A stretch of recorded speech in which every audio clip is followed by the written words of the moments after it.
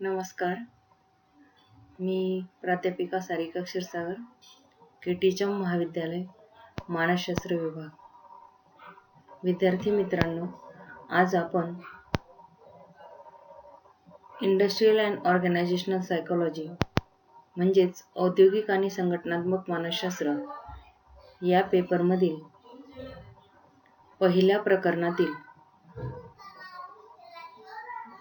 घटक क्रमांक 1 बघणार आहोत आणि तो म्हणजे industrial and organisational psychology meaning and subject matter.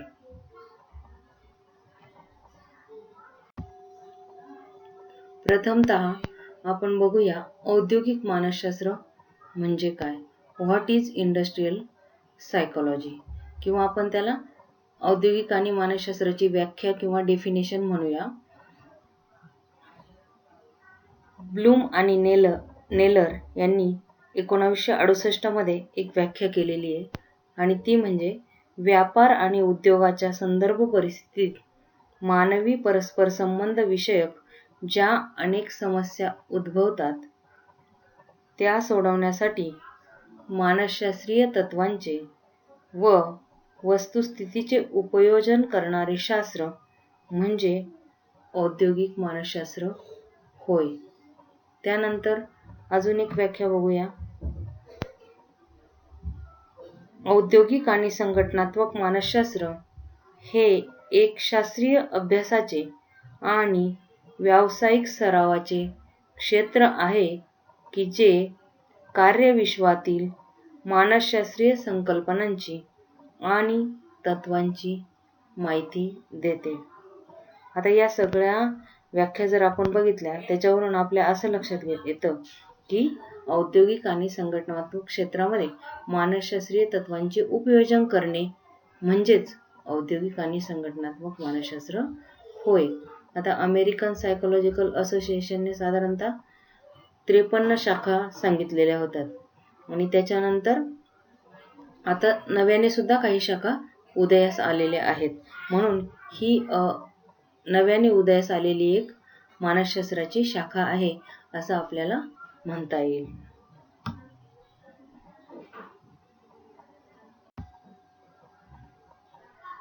आता यालाच काही लोकांनी उद्योग मानसशास्त्र, व्यवसाय मानसशास्त्र म्हणजेच बिझनेस सायकोलॉजी आपण ज्याला म्हणतो, त्याच्यानंतर संघटनात्मक मानसशास्त्र अशी वेगवेगळी नावं दिलेली आहेत. आता उद्योग मानसशास्त्र म्हणजे उद्योग क्षेत्रामध्ये मानसशास्त्रीय तत्त्वांचे उपयोजन करणे. व्यवसाय मानसशास्त्र म्हणजे बिझनेसमध्ये मानसशास्त्रीय तत्त्वांचे उपयोजन करणे. त्याच्यानंतर संघटना मानसशास्त्र म्हणजे संघटनात्मक क्षेत्रामध्ये मानसशास्त्राचे उपयोजन करणे होय.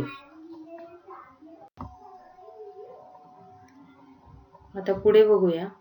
मानसशास्त्र मुख्यतः 2 क्षेत्रामध्ये विभाजित केले जाते. एक म्हणजे सैद्धांतिक मानसशास्त्र आणि दुसरं म्हणजे उपयोजित मानसशास्त्र. तर प्रथमतः आपण सैद्धांतिक मानसशास्त्र जे आहे तर याच्या अंतर्गत कुठकुठल्या शाखांचा समावेश होतो ते बघूया. सैद्धांतिक मानसशास्त्राच्या अंतर्गत येणारी पहिली शाखा म्हणजे प्राणी मानसशास्त्र होय. आता प्राणी मानसशास्त्र म्हणजे काय? प्राणी मानसशास्त्रामध्ये मानसशास्त्रीय तत्त्वांचं उपयोजन कसं केलं जातं? मानसशास्त्रीय तत्त्वांचं उपयोजन करून प्राण्यांच्या वर्तनाचा अभ्यास मानसशास्त्राच्या ज्या शाखेमध्ये केला जातो त्याला प्राणी मानसशास्त्र असे म्हणतात. आता आपण सर्कसमध्ये बघतो प्राण्यांना शेपिंग असं BF स्किनर यांनी जी सांगितलेली कन्सेप्ट आहे कंडिशनिंगची, त्याच्यामधली एक कन्सेप्ट आहे शेपिंग, ही वापरली जाते आणि प्राण्यांना शिकवल्या जातात काही गोष्टी. म्हणून प्राण्यांचं वर्तनाचा अभ्यास मानसशास्त्राच्या ज्या शाखेमध्ये केला जातो त्या मानसशास्त्राच्या शाखेला प्राणी मानसशास्त्र असं म्हटलं जातं. दुसरी जी शाखा आहे ती म्हणजे प्रायोगिक मानसशास्त्र. आता एक्सपेरिमेंटल सायकोलॉजी असं आपण ज्याला म्हणतो. प्रायोगिक मानसशास्त्र ही मानसशास्त्राची अत्यंत महत्त्वाची अशी शाखा आहे. आता पहिली गोष्ट प्रयोग म्हणजे काय हे आपण समजून घेऊया. प्रयोग म्हणजे नियंत्रित वातावरणात केलेले निरीक्षण होय.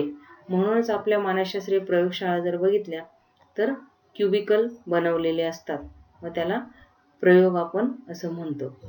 मग काही गोष्टी मोकळ्या वातावरणात अभ्यासणं शक्य नसतं किंवा नैसर्गिक वातावरणात अभ्यासणं शक्य नसतं, तर तेव्हा ह्या प्रयोग पद्धतीचा किंवा प्रायोगिक पद्धतीचा अवलंब हा केला जातो. म्हणजे प्रयोगशाळेतच काही गोष्टी अभ्यासणे हे योग्य असतं, तेव्हा या पद्धतीचा वापर केला जातो आणि या मानसशास्त्राच्या शाखेला प्रायोगिक मानसशास्त्र असं म्हटलं जातं.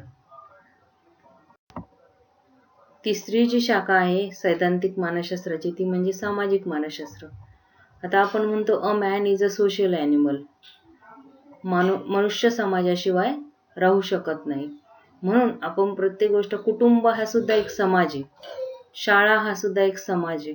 मग आपण अनेक व्यक्तींबरोबर आपला संपर्क येत असतो. समाजात वावरत असताना या गोष्टी म्हणजे काय, या गोष्टी लक्षात घेणं गरजेचं आहे. म्हणून सामाजिक परिस्थितीमध्ये व्यक्ती कशी वर्तन करते या गोष्टीचा अभ्यास सामाजिक मानसशास्त्र या मानसशास्त्राच्या शाखेमध्ये केला जातो. चौथी जी शाखा आहे ती म्हणजे वैकसिक मानसशास्त्र. तिला आपण डेव्हलपमेंटल सायकोलॉजी असं म्हणतो. वैकसिक मानसशास्त्र.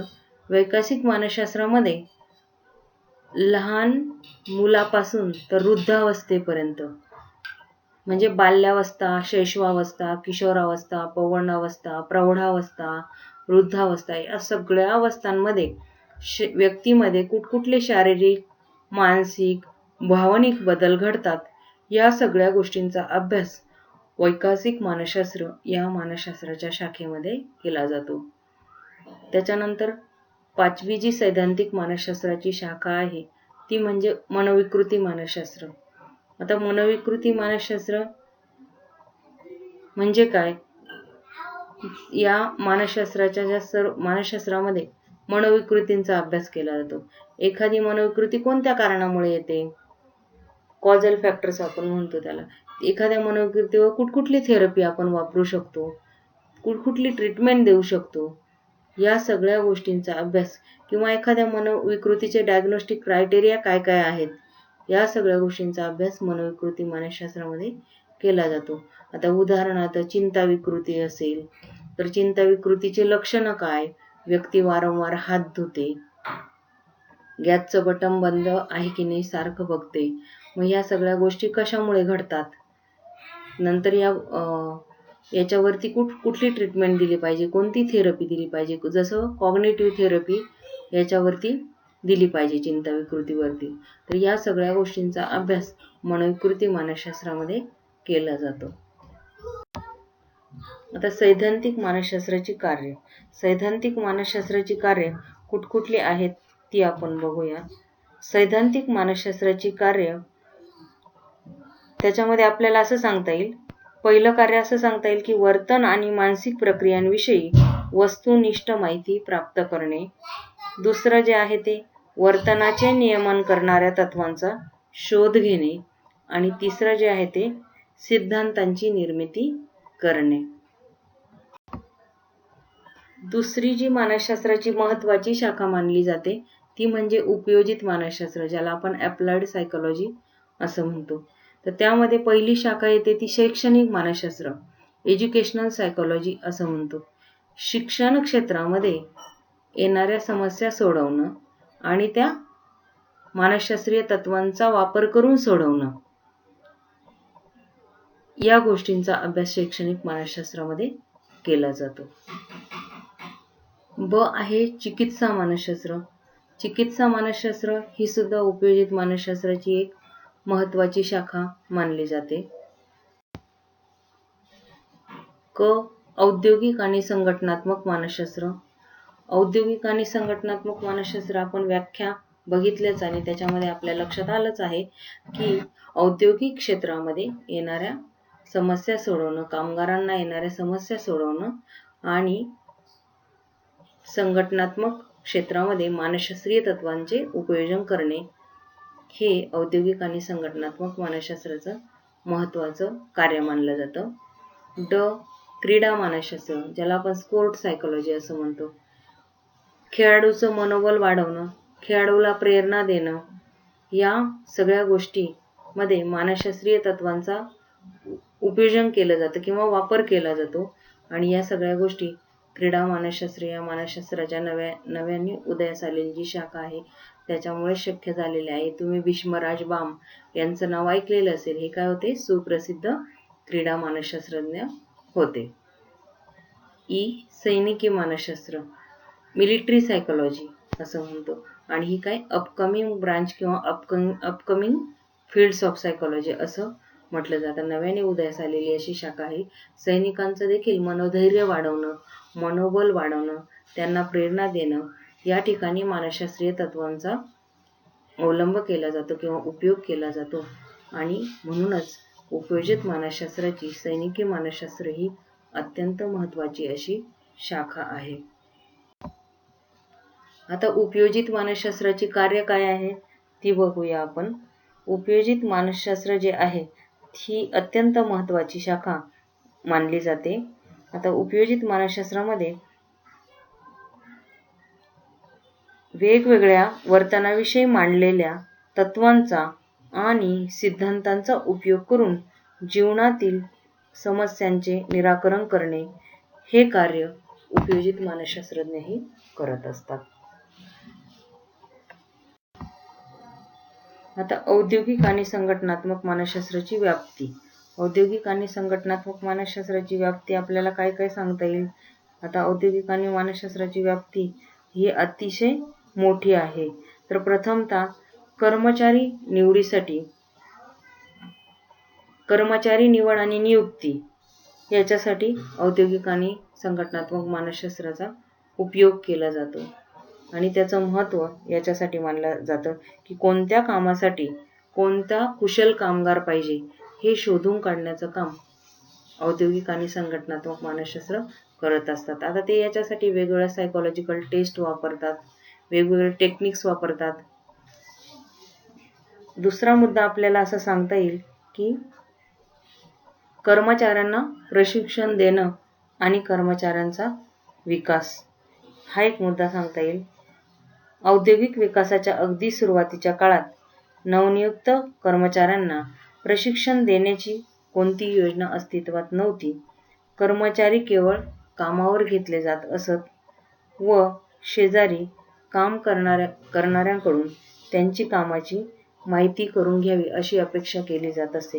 परंतु काय झालं, कालांतराने बदल होत गेला आणि कार्यप्रणाली जशी जशी बदलत गेली तसं उद्योजकांनी मानसशास्त्राचा उपयोग करून, मानसशास्त्रीय तत्वांचा उपयोग करून कर्मचाऱ्यांना प्रशिक्षण दिलं आणि मग उद्योग क्षेत्राला या गोष्टीचा फायदा झाला. तिसरा जो मुद्दा सांगता येईल आपल्याला, कार्यनिर्वर्तन मूल्यांकन. कार्यनिर्वर्तन मूल्यांकन कशाला म्हणतो आपण प्रथमतः ते समजून घेऊया.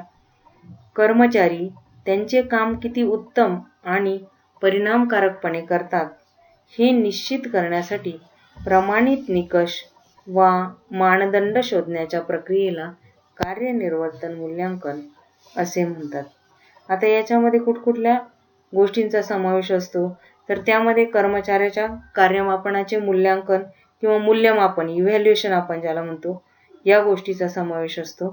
त्यानंतर वेतनवाढ, बढती याही गोष्टींचा त्याच्यामध्ये समावेश असतो. पुढचा मुद्दा आपल्याला सांगता येईल संघटना विकास. आता संघटना विकासामध्ये कुठकुठले घटक येतात त्यामध्ये बघूया आपण.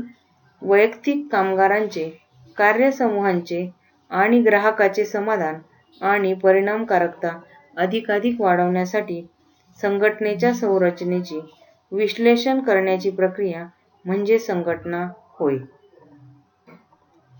आता संघटनेमध्ये कुठकुठल्या गोष्टी येतात, जसं कर्मचाऱ्याचं वैयक्तिक समाधान असेल, समूह बांधणी, सामूहिक आंतरक्रिया, समूह ऐक्य, समूह भावना इत्यादी गोष्टी संघटना विकासामध्ये येतात.